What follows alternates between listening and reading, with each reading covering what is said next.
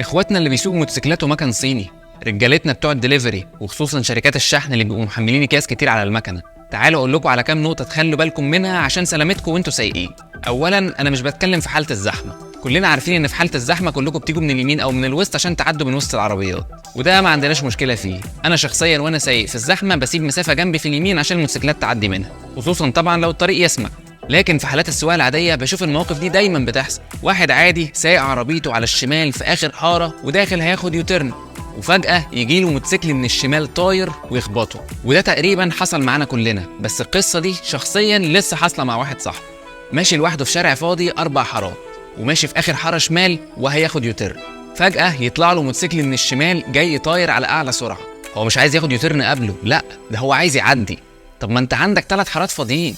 طبعا مش هتكلم عن الخسائر اللي في العربيه اللي بالالافات، لانها في الاول وفي الاخر شويه حديد. الفكره كلها في البني ادم اللي على الموتوسيكل، وطبعا لا لابس خوذه ولا اي حاجه. ومش هتكلم طبعا عن اللي حصل فيه من الوقعه.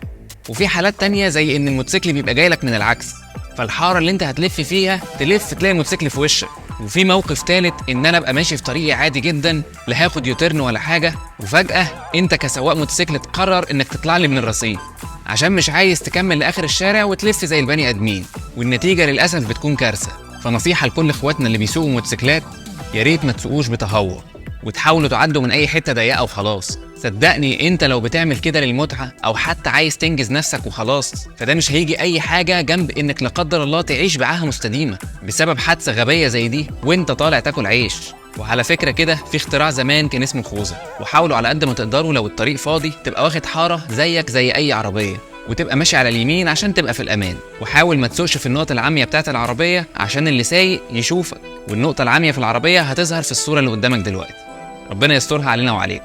اكتبوا لي في الكومنتات عن حوادثكم مع الموتوسيكلات، سواء كان الغلط من اللي سايق العربيه او اللي سايق الموتوسيكل، عايز اسمع من الطرفين.